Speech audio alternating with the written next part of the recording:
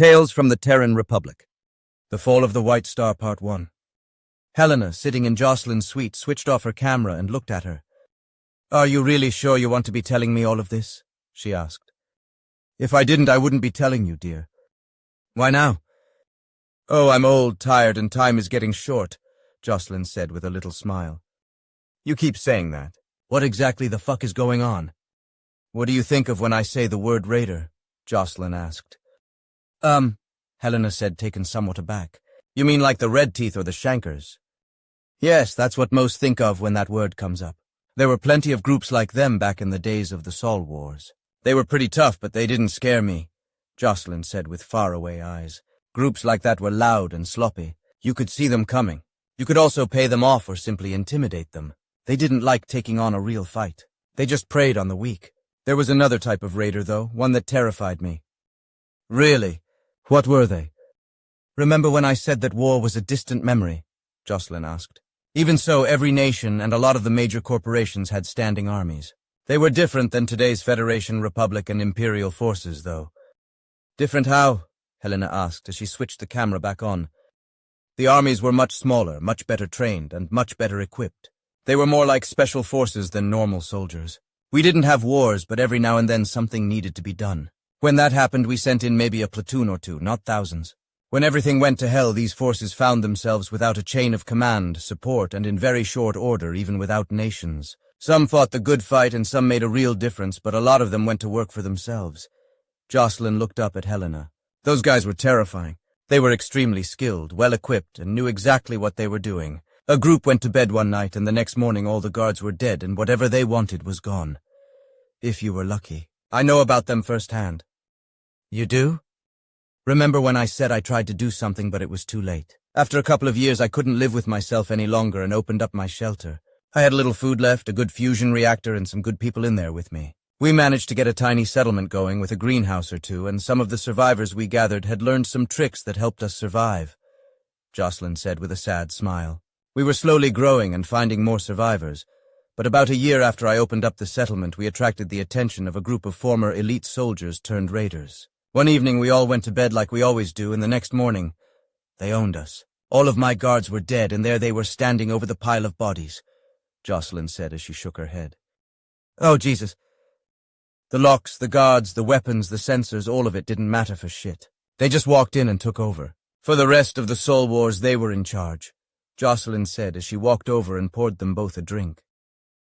"They used us as a base of operations as they sorted out taking whatever they wanted. We were lucky, though," she said as she took a drink. "They were professionals. They didn't abuse us or rape us or anything like that. As long as you did what they said and followed their rules, you were safe. If you crossed them..." Jocelyn drew a single finger across her throat. "After our crops started to come in, they stopped raiding as much and just farmed. Well, we did the farming, but you get the idea," she laughed. "It's funny, but by the end we came to regard them quite highly." "You did? Why?" "We were safe, dear," Jocelyn said with a chuckle. "We were incredibly well protected. Those men and women were killers. They were tough, certainly, but quite fair. You followed the rules and pulled your weight. You had food, shelter, and protection. We really weren't working that much harder than we were before they showed up, and they slaughtered raids like they were nothing. Any of those raids could have wiped us out. They kept us safe and we kept them fed. I still keep in touch with a few of them. 2 are actually on my payroll." "What? So?" "Hey, I know for a fact how good they are, and it never hurts to have options, if necessary," Jocelyn chuckled. "I am porky scum after all." "Wait, if they took everything, how are you so filthy rich now?" "I'm a good businesswoman. The tale of me rebuilding my fortune can wait, though. I'm telling you this story to answer a question, remember?" "Wait, do you mean—" "Yes, dear. We have raiders on this ship," Jocelyn said as she looked at Helena with her ancient eyes. "Real ones, like the ones I just talked about." "When you called Paul my raider boyfriend, did you mean he's one of them?" Jocelyn simply nodded. "And that flaxen friend of his, too. They are slick, but they can't hide how they move, especially when they are together. It's like watching panthers prowling about. I've only seen a certain type of person move exactly like they do. They hide it well, but these old eyes aren't fooled easily." "But a flaxen—" "Oh, yes, dear, a flaxen," she chuckled. "Here's a bit of trivia for you. Did you know that not every flaxen is a porky?" "No. Really?" Some of the Flaxen turned on their families during the Sol Wars and betrayed them, siding instead with the people of Mars during their overthrow. In fact, without those Flaxen, the Mars Rebellion would have likely never happened. You think she's a Terran? I would bet 1,000,000 credits on it. Jocelyn smiled. She reminds me of someone. That means you think that Paul is too? Afraid so, dear. You asked him which branch he was in, but never which side he was on. He's elite military who has been fighting for years, longer than any Federation human would have cause to. The Flaxen woman as well, both of them. They are exactly like the people that took over my settlement. I mean exactly like them. Have you tried telling anyone about this? Jocelyn just laughed. I was politely laughed out of the security chief's office. He just thought I was a senile old bat having a flashback. It happens, you know. He just went on and on about the 150 armed guards. All of them former Marines, the security systems, the automatic blast doors every 50 feet or less, the automatic turrets, and everything else. He said that nothing can possibly happen. Jocelyn laughed ruefully and shook her head. I tried to tell him that it doesn't matter to these people. He just laughed and said that all they would do if I was actually right would be to get themselves arrested or killed. The idiot. He didn't even listen when I tried to tell him who they were. Mark my words, something is definitely going to go down on this ship. Are you sure? Helena asked, not wanting to believe it. I mean really sure, like 100% sure. Well, everyone can be wrong, but I really don't think that I am this time. I've seen this before. But are you sure? Jocelyn just sighed and patted Helena's hand. Maybe we can get another interview in before lunch. But I don't get it, Helena said in confusion. If you are so sure that something bad is going to happen, then why are you still here? Wouldn't you have gotten the hell off this ship? I'm old, tired, and bored, Jocelyn said. I also hope that maybe I can help make a difference somehow. I've dealt with these sorts before. I've outgrown the cowardice of my youth, dear. And this might be my last chance to do something real before I shuffle off this mortal coil. One final chance to atone for my sins. You think you are going to die? Is that it? Jocelyn just smiled a tired little smile. Now let me tell you about a little insider trading. No. No. I'm not taking advantage of you in this state. Exactly what sort of reporter are you? Jocelyn laughed. Roberts was strolling along the promenade with Chalia on his arm. He hadn't seen hide nor hair of Helena today. Maybe she left. Maybe she got on that launch and is away from this soon-to-be hellhole. He sighed a sigh of relief. You seem to be in a good mood today, Roberts, Chalia said, smiling at him. Yeah, feeling pretty good. You might have something to do with that, he said as he smiled at her. Chalia smiled back. He was pretty torn up yesterday, and it took a lot of TLC to get him to actually smile again. It was nice to see him bounce back. Depressed, heartbroken clients were a real downer. Besides, he seemed like a really nice guy. She had no idea what went down between him and that brunette, but damn, it must have been nasty. She was feeling a little bold and paused next to a jewelry shop window.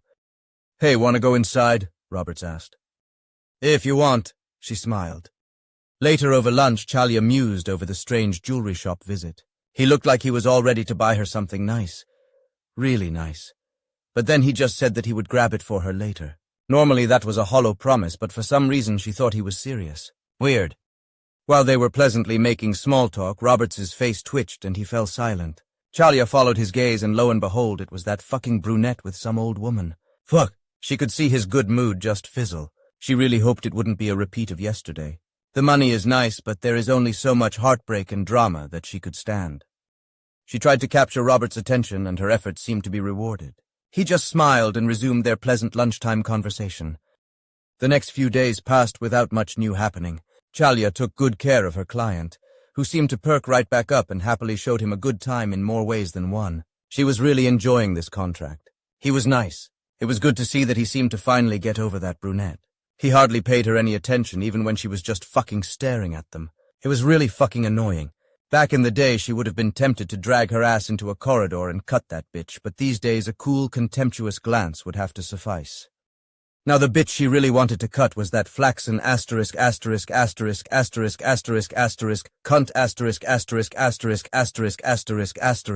Not a day would go by without that bitch showing up like a wet fart.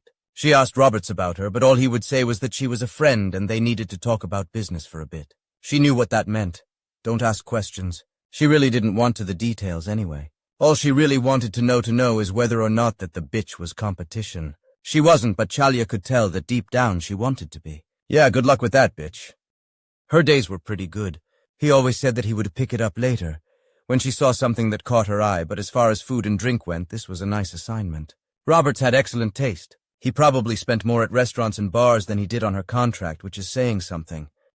The only problem was sometimes at night he would thrash or yelp or just sit bolt upright in a sweat and then go pour himself a drink, sit in a chair and look at his tablet. She had seen that before. An old boyfriend was like that after the Federation War. It made her nervous, but Roberts never seemed like he was going to freak out or hit her or anything, which was a big relief. He would just get up in the middle of the night and drink. She would pretend to stay asleep, not moving, until he came back to bed. As far as clients and their quirks go, that was pretty minor. At least he wasn't into anything weird. She wondered what he saw at night, however she knew better than to ask questions. Based on their little scene, prying is what probably got that brunette's contract cancelled. She wasn't going to make the same mistake. Some clients want you to coax them into talking. Others don't. Roberts didn't, thank God. She was pretty sure she really didn't want to encounter whatever demons he had locked away. Still, she did feel a little bad for him. He was nice. Paper Tiger to Lucky Strike. Paper Tiger to Lucky Strike, Shelia said into a microphone. This is Lucky Strike. Go ahead, Shelia, Logan replied. Good, you are here. Ready for the final jump? You know it, baby girl. You know the plan. Jump into the outside of the system and wait for their signal. Cloak on. Complete silence until you hear from me. Yeah. Got it. We're really doing this, huh? Yup. Get ready, sweet cheeks. This is it until we land. Good luck, Shelia said into the microphone and turned to Tsunkal. Ready? She asked. Just say the word. Drives are warmed up, capacitor bank is charged, and the coordinates are already set. Shelia sat down into her captain's chair and grinned. Punch it, she said happily. Hey, Ginger Snap, Gloria said to Chalya as she approached. Go powder your snatch or whatever it is you people do. Without a word, Chalya walked off. If looks could kill Gloria, would be spread evenly across the promenade. Happy Saturday, killer, Gloria said with a grin. Ready for your big night? Christ, Roberts grumbled. I've been ready for days. Cool beans, Gloria replied. My little piggy is going to give me a tour of the bridge in the morning, as close to 0800 as I can make it. Shouldn't take me more than a couple of minutes to hook everything up. I'll send you a signal when I'm patched in. Great. I'll sober up around that time. Reviewing the cell schematics, I should be able to pop the latch, no problem. After I take care of security, I'll move towards the docking bay to link up with the team. Let me know where the stragglers are and I'll pop them if I can.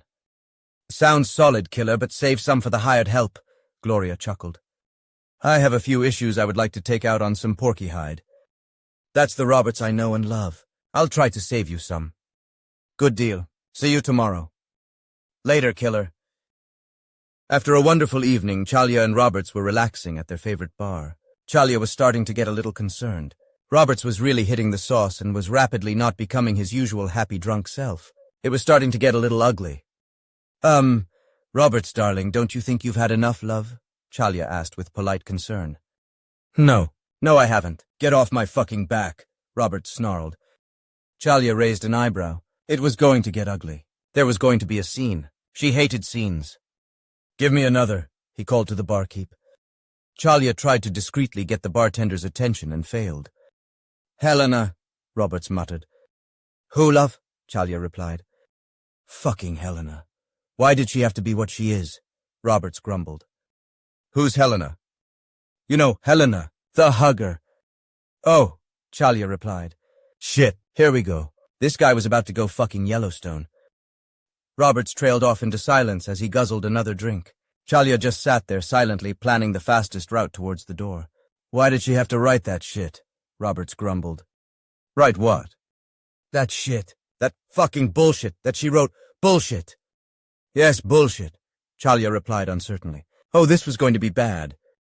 Hey, you don't talk about her like that, Roberts shouted. She's fucking brilliant. Goddamn brilliant. Fucking bullshit. Yeah. You don't know how brilliant she is. So smart. God. And funny. And wonderful. Chalya replied, rolling her eyes despite herself. So wonderful. Fuck. Why did she have to be here? Why here, Chalya? Why? I don't know, love. Don't use that word, love. Yo, don't love me, Robert said, pointing a finger at her. Now Helena. Helena loves me. Why? Why does she do that? Why, Chalya? But she does, Chalya. She fucking loves me. What the fuck, Chalya? Why would she do that to me? We were having such a nice time. Why?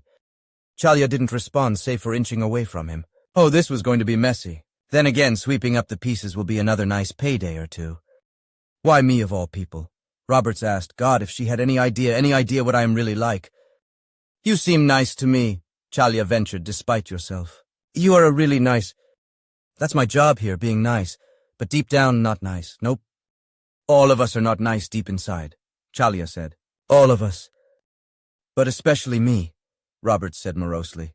That's why I can't let myself fall. Oh shit. I can't. It wouldn't be right. I couldn't do that to her. Do what? Love her back, that's fucking what? Roberts shouted. I can't. You do, Chalya thought as she sighed. Poor guy. What would be so bad about that? Chalya asked. Oh, you'll see.